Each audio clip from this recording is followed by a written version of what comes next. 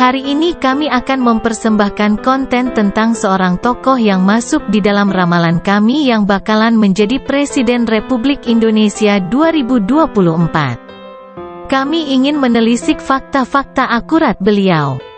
Prabowo Subianto adalah prajurit Indonesia yang berjuang secara gerilyawan tanpa pamrih. Nah, kita tahu ya guys, bahwa beliau selalu diserang oleh lawan politiknya tentang pelanggaran HAM tahun 1998. Nah, inilah fakta hukum akurat yang menjelaskan bahwa Prabowo Subianto tidak pernah memiliki kaitan dengan kasus pelanggaran HAM. Pertama, tidak pernah ditemukan satupun alat bukti dalam persidangan tim Mawar yang menyebutkan tentang adanya keterlibatan Prabowo Subianto sebagai pelaku pemerintah penculikan. Surat keputusan Dewan Kehormatan Perwira nomor Kep 031998 DKP hanya merupakan pendapat atau saran. Dan dengan demikian bukan sebuah keputusan yang final atau mengikat.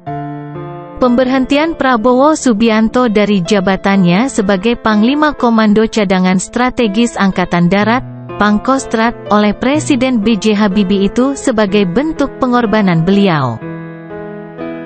Demi menjaga kestabilan politik kedaulatan Republik Indonesia dalam skala nasional, dan beliau tidak sama sekali dipecat. Tetapi berhenti dengan hormat, disertai dengan ucapan terima kasih.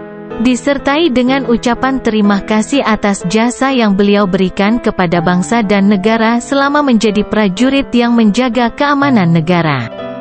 Dan ini semua diserah terimakan oleh Panglima tertinggi Indonesia yakni Presiden B.J. Habibie saat itu. Sejak 25 tahun lamanya Komisi Nasional atau Komnas HAM tidak pernah bisa melengkapi berkas hasil penyelidikan perkara pelanggaran HAM tersebut.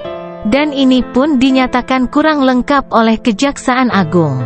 Semuanya ternyata batal secara hukum. Fakta-fakta yang menjelaskan bahwa Prabowo Subianto itu layak menjadi Presiden Republik Indonesia sesudah Jokowi adalah karena adanya rekam jejak yang sempurna dan dibalur dengan beberapa penghargaan. Penghargaan yang gemilang, salah satunya penghargaan Outstanding Leaders in Defense dan Security di ajang Indonesia Award. Penghargaan itu diberikan kepada tokoh para pemimpin nasional, daerah dan lembaga di Indonesia yang sudah berjuang di masa krisis. Beliau juga menerima 4 bintang kehormatan yang disematkan oleh Panglima TNI. Sebagai bentuk penghormatan jasa Dharma Bakti kepada bangsa dan negara.